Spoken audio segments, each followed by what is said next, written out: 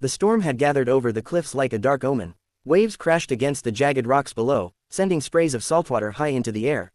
Alina's heart pounded against her ribs as she stood at the edge, one hand instinctively resting on her swollen stomach. She was 4 months pregnant. Every beat of her heart seemed to echo inside her womb. Across from her stood Damien Voss, billionaire, CEO, and once the man she thought she would spend her life with. His sharp features were illuminated by flashes of lightning, but his eyes, those cold, ruthless eyes, had no trace of love left in them. "You should have stayed out of my way, Alina," Damien said, his voice low, almost drowned by the roar of the storm. "You knew too much, and now, you leave me no choice." Tears welled in her eyes. "Damien, I'm carrying your child. How can you even think of?" His jaw tightened. "That child is a weakness. And I don't have room for weakness." Before she could scream, his hands shoved her hard against the chest.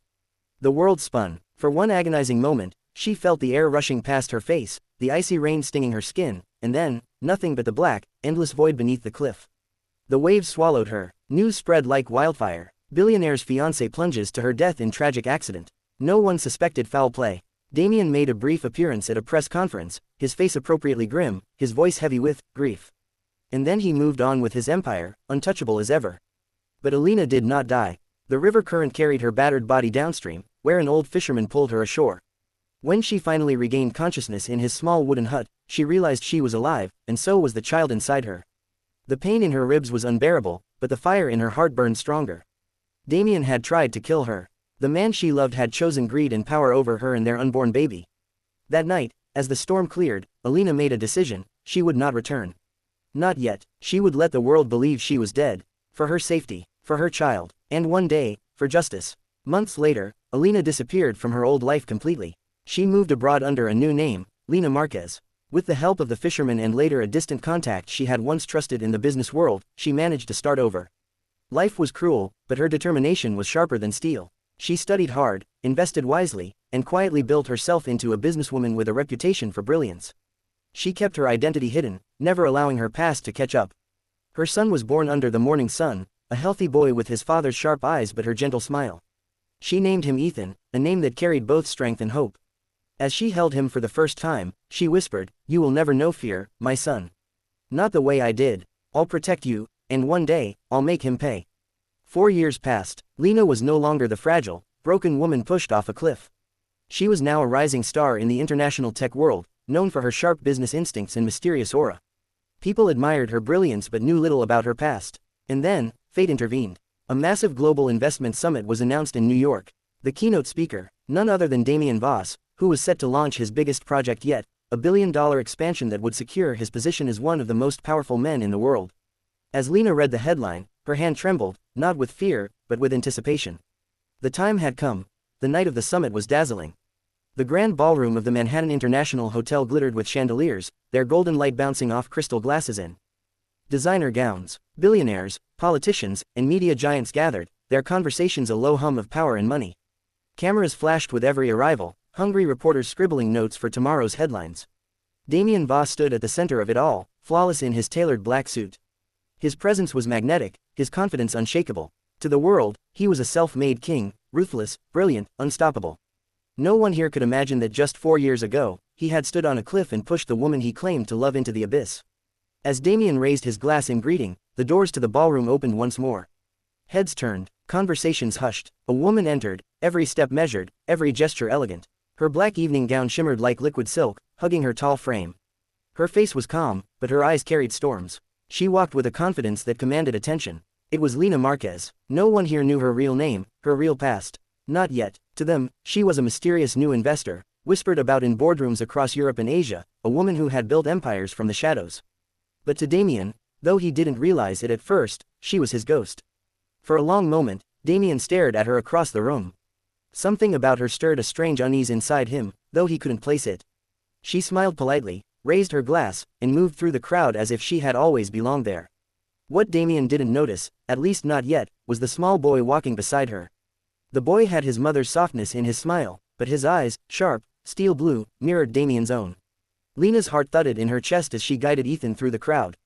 Her son's tiny hand clutched hers, and she whispered, "Stay close, sweetheart.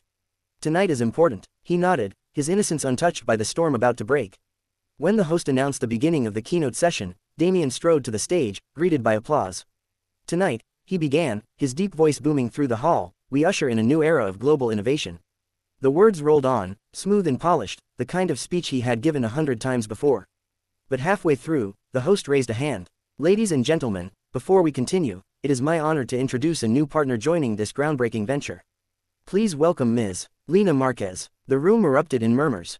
Damien's face froze for half a second, then he quickly forced a smile.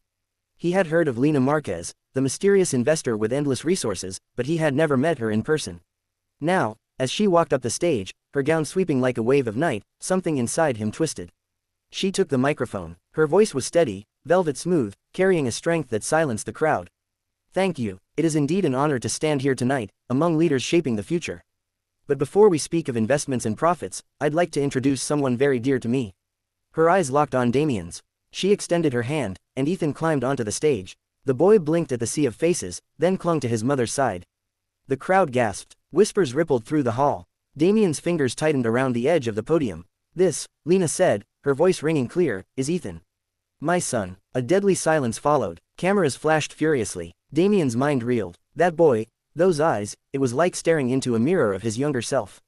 His throat went dry. He opened his mouth, but no words came. And then Lena delivered the blow. 4 years ago, she said, "I was betrayed, pushed off a cliff, left for dead, while carrying this child." Her voice did not shake. Every word was a blade. "The world believed I died that night, but I survived, and so did my son. The man who tried to erase us is standing right here, hiding behind wealth and power." Gasps turned into chaos. Reporters leapt to their feet. Guests exchanged horrified looks. Damien's carefully crafted mask cracked. "This is outrageous," he snapped. "A lie." Lena raised a hand, cutting him off. "Is it? Because I brought proof." Screens behind the stage flickered to life. Photos, documents, recordings, years of evidence she had collected, appeared one by one. Secret meetings, hidden accounts, corruption, and most damning, a recording of Damien's voice, cold and sharp, on the night he ordered her death. The ballroom exploded. Flashes of cameras blinded Damien as security moved uneasily. Some guests shouted, others whispered, but all eyes were on him, the billionaire brought to his knees by the woman he had tried to destroy. Damien's face turned ashen. For the first time in his life, he looked powerless. Lena bent down to her son's level, kissed his forehead, and whispered loud enough for the microphones to catch, "You see, Ethan. Truth always wins, even against monsters." The hall thundered with applause, mixed with gasps and chaos. Damien was surrounded, his empire crumbling in front of the world.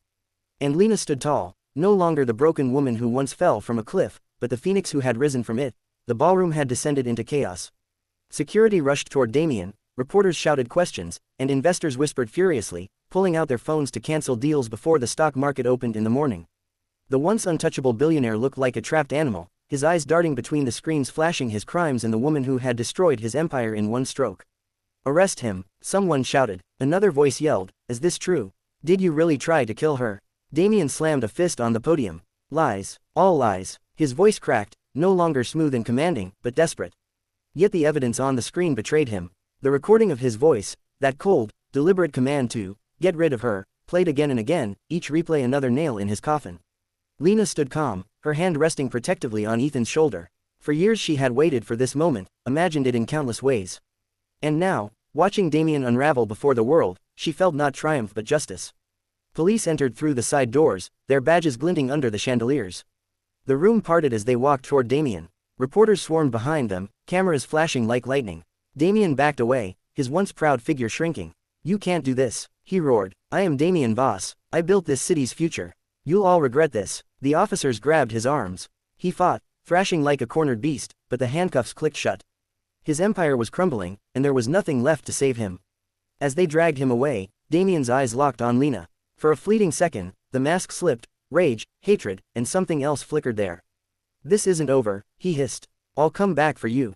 For him. His gaze flicked toward Ethan. Lena's stomach tightened, but she stood her ground. "You'll never touch him," she replied coldly. "Not ever again." The crowd erupted. Some applauded, others shouted questions, but Lena simply turned, picked up her son, and walked off the stage.